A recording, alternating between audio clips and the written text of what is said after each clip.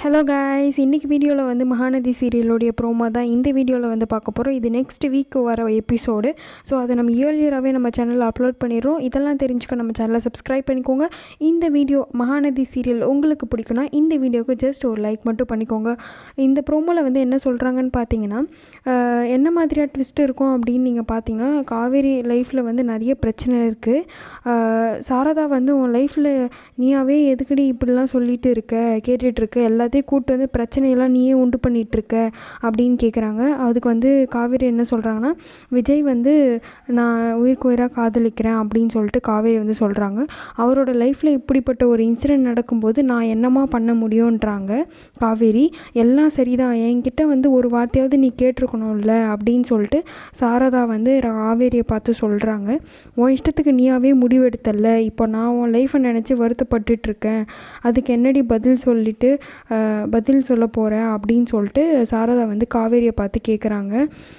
சரிதான், நீ சொல்கிறதெல்லாம் சரிதான், இப்போ வந்து பார்த்தீங்கன்னா ஒரு வார்த்தையாவது நீ என்கிட்ட கேட்டிருக்கணும்ல முடிவெடுக்கிறதுக்கு முன்னாடி அப்படின்னு சொல்லிட்டு சாரதா வந்து கேட்குறாங்க. எல்லாத்தையும் உன் இஷ்டத்துக்கு எடுத்துகிட்டு இப்போ நான் உன் லைஃப் நினச்சி வருத்தப்பட்டுட்ருக்கேன் அது சொல்லிவிட்டு எல்லாத்தையும் கேட்குறாங்க. அதுக்கப்புறம் வந்து நீ இதை பற்றிலாம் கவலைப்படாதம்மா, நான் வந்து என் லைஃப்பை பார்த்துக்கிறேன், விஜய் வந்து எப்படியா இருந்தாலும் கண்டிப்பாக திரும்ப வந்து வந்துடுவார் அப்படின்னு சொல்லிட்டு சொல்கிறாங்க.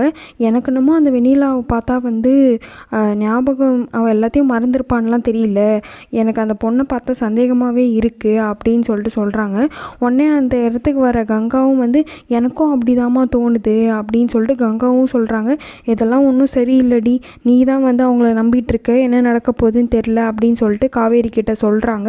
காவேரி வந்து என்ன சொல்கிறாங்கன்னா, அப்படிலாம் இல்லைம்மா, வெண்ணிலா வந்து ரொம்பவுமே வந்து நல்ல பொண்ணு, என் லைஃப்பில் என்ன நடந்தாலும் கவலைப்படாமல்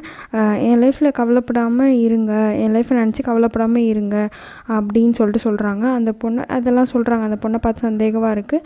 அவளுக்கு நிஜமாகவே இந்த எல்லா விஷயத்தையும் சொல்லிட்டதுக்கப்புறமும் இன்றைக்கான எபிசோடில் வந்து பார்த்திங்கன்னா காவேரி வந்து விஜய்க்கு வந்து கால் பண்ணுறாங்க.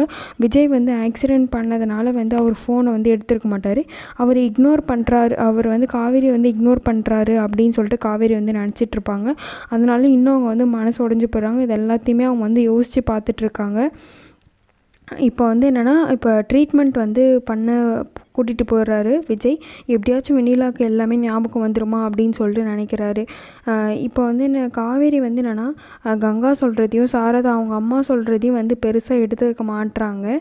அவர் ரொம்பவே நல்லவர், நான் பார்த்துக்கிறேன், என்னானாலும் நான் பார்த்துக்கிறேன், எனக்கு இருந்த பயம் இப்போ போயிடுச்சு, விஜய் வந்து லைஃப்பில் எனக்கானவராக மட்டும்தான் எப்பயுமே இருப்பார் அப்படின்னு சொல்கிறாங்க. இதை கேட்டு கங்காவும் சாரதாவும் ரொம்ப சந்தோஷப்படுறாங்க.